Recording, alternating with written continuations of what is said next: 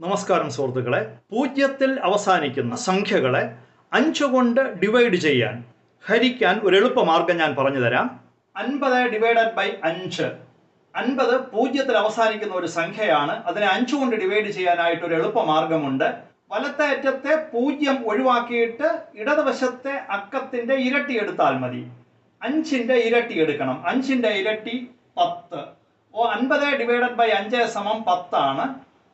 60/5 0 ഒഴിവാക്കിയിട്ട് 6. 6ന്റെ ഇരട്ടി 12 ആണ്.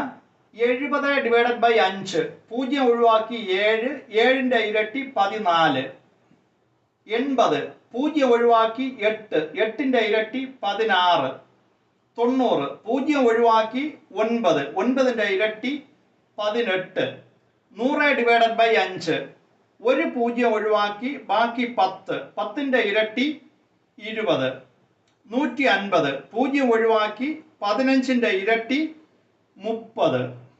250/5 0 ഒഴിവാക്കി 25ന്റെ ഇരട്ടി 50.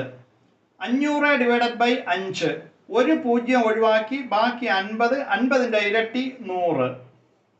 1000/5 ഒരു 0 ഒഴിവാക്കി ബാക്കി 100. 100ന്റെ ഇരട്ടി 200.